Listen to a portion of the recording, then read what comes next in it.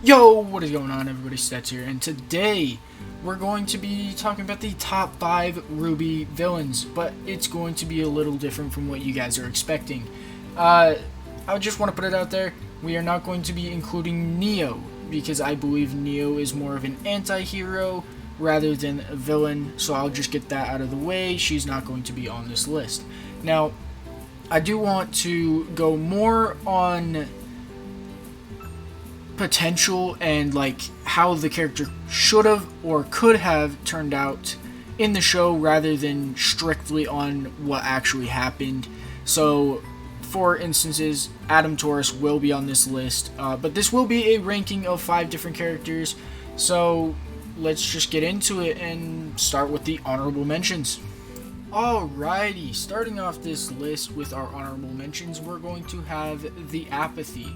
Now, you guys may be thinking, well, the Grimm, are they really villains? Like, can we consider them to be villains? And I don't think so, and that's why the Apathy is an honorable mention instead of actually on the list.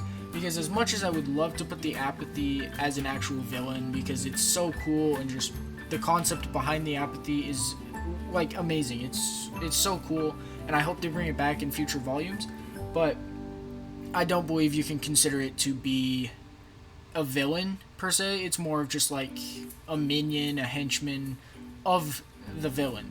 So I don't know if you can really consider it to be a villain just because it doesn't really think for itself. But let me know what you guys think in the comments down below about the Apathy and whether you can consider it to be a villain or not. I personally don't think you can consider it to be a villain.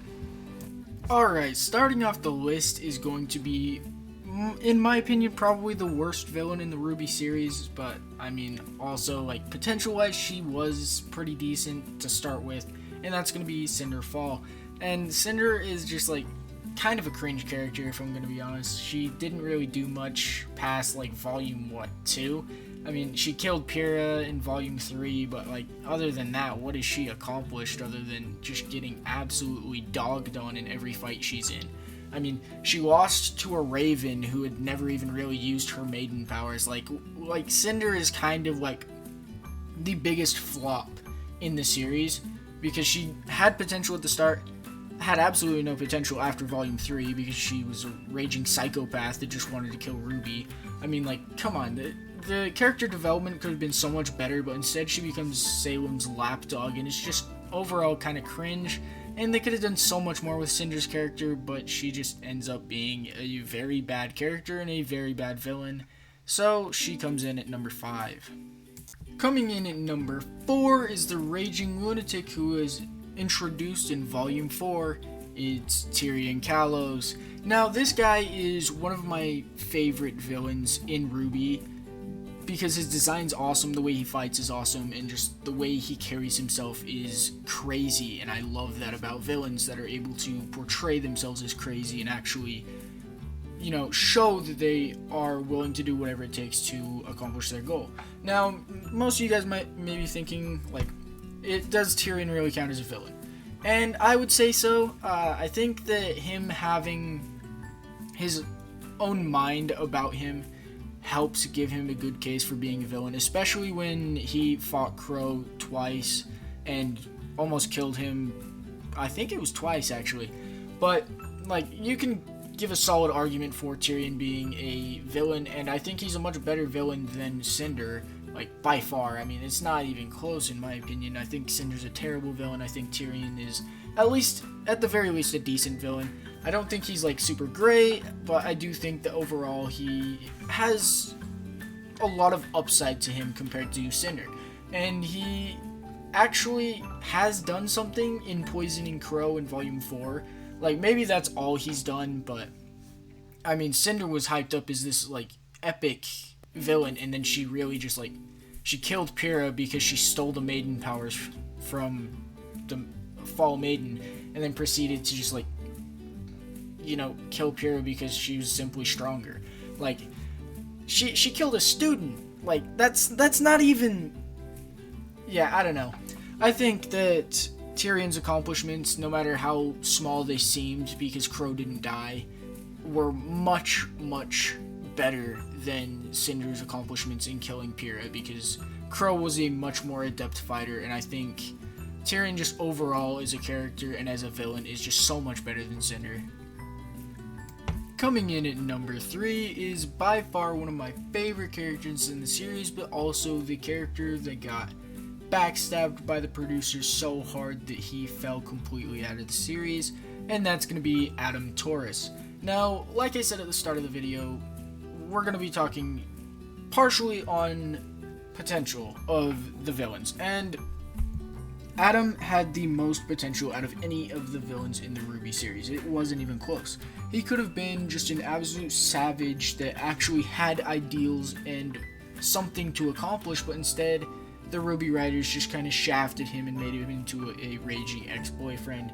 If you guys haven't, I do have a full video diving into Adam and his character. I'll probably put it in the cards right above this. But like I was saying, Adam was so good as a character, and then they just kind of threw him to the side and were like, alright, well, we don't want to play with this anymore. He was literally the definition of that Toy Story meme, dude. Like, they took him and said, alright, he was a great character, all the fans loved him as a character, but nobody actually cares about him, so we're going to just get rid of him. And it just was very stupid in my opinion, and they could have done so much more with his character rather than just make him into a raging lunatic ex-boyfriend like they did. But overall, I do think that he does squeak out above Tyrian, Callows, and Cinder Fall, just because the potential he had was amazing. And all the feats he did have, like cutting off Yang's arm without even hitting her aura, it was insane. I mean, I guess that kind of got like retconned, like, I don't know, like, it wasn't actually possible, but it happened. So, like, Adam is insane, and he should have been a much more prominent character and a much better character, but he just wasn't, and it's unfortunate because he had a lot of potential, and I really loved his character. But like I said, I have a full video on that if you guys want to watch it.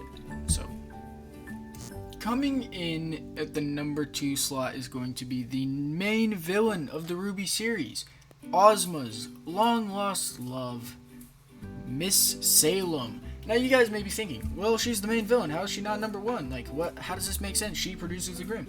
And what? You'll see who's at number 1, because Salem is not as good as number 1. Anyways, Salem is above Adam strictly because, I mean, she's still alive, I guess, and she actually presents a threat still. I don't know. I think Salem and Adam could be interchangeable because I think they're both awful characters, and as you can tell from me as I'm speaking through all of this stuff, I don't like a lot of villains in the RWBY series as characters because they just kind of feel hollow, like they don't actually have a point to their characters, and Salem is another one of those. Like, we got a little bit of her background, but like, okay, let's be real, she definitely just overreacted to something. Like, if she would have just gone to the God of Death first, then she would have just revived Ozma. Like, it's not that hard. Like, I don't know. The backstory that they gave for Salem, like, I know it's based off of some myth or short story or something that I probably am blanking on right now, but I don't know. It just very much seemed like it was a cheap cop-out of a story. They could have made her a much more deep and a much more enveloping character, and they just didn't. And I don't like her character because of that. She could have been so much more, as well as, like, she's overpowered for, like, no reason. Like, it makes no sense. Why make a villain that is invincible? That's not how it should be. It should be a villain that's very hard to beat, but not invincible, man. Like, she can't die at all. There's gonna be some cop-out with the silver eyes that gets her to die or something like that, and it's gonna be so stupid. Like, you can see that coming from a million miles away. There's no shot that Salem actually dies from, you know, a good fight or something. She's just going to get copped out with the silver eyes, and then maybe RWBY continues and they introduce another new villain that's going to be even more overpowered than Salem, and it's just not gonna make any sense. I very much dislike Salem as a character and as a villain, but I do have to pay respects where they're due and say that she is at least decent. She's not great, but she's not bad. And she's much better than Cinder, so she's the one that's coming in at number 2. Coming in at number 1, one of the best characters in the RWBY series and one of the best written characters in the RWBY series, it's gotta be my boy, Roman Torchwick. Now you guys may be thinking, is he a villain? And absolutely he is. He's the best villain in the series. It's not even close. I mean, like, come on, this dude literally just is a god. He's a literal god. Everything he did may have fallen apart, yeah, but he was actually a good character with depth to him. He had a reason to be doing everything that he was doing. Unlike, like, Cinder. Oh my gosh, I want power. Or Salem. Oh my gosh, Ozma is good? I don't know. Tyrian is like, I'm crazy.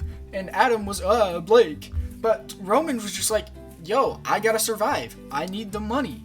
I mean, I gotta do what I gotta do that's best for me. He had a genuine reason to be fighting Team RWBY because Team RWBY was opposing his plans that would help him out. I mean, I guess Cinder in some way is trying to look out for herself, but she's also just a crony of Salem that's not actually going to get anything from anything she's doing. I mean, she's going to get the maiden powers, and then Salem will steal them most likely, and then she'll die. Like, Cinder is a terrible character. Tyrian, just crazy. Like, he's just crazy. He likes fighting, and I think that makes him a decent character, but that does not make him a great character. Adam went insane because Blake broke his heart. Oh my gosh. And then Salem is just like, against Ozma? I don't know. I don't know. Roman is just so much better written than any other character in the series, and I haven't even read the Roman Holiday book, I think is what it's called. I haven't even read that, and I can tell you for sure Roman is so much better written than any other villain in the series just because he has a genuine reason to be doing what he's doing. Now, you could say Salem kind of has a genuine reason because she wants to die or whatever. I disagree. I think that's a dumb reason. She could find many other ways to die without, destroying the planet. But, yeah, like I said, Roman Torchwick, the GOAT, the God, definitely the best villain in the RWBY series. But let me know what you guys think in the comments down below. Is Roman the best villain in you guys' opinions? Or is it Salem, Tyrian? Or is it Hazel? Or even Arthur? I think that's his name. Or, do you guys think Ironwood is the best villain? I don't know. Let me know what you guys think down in the comments below, and hopefully I'll be posting more. Apparently I don't actually think I'm going to be posting more. I record and then I forget to edit, and then that just happens, and well, I guess we'll see where that goes. So I'll catch you guys in the next video. Peace out.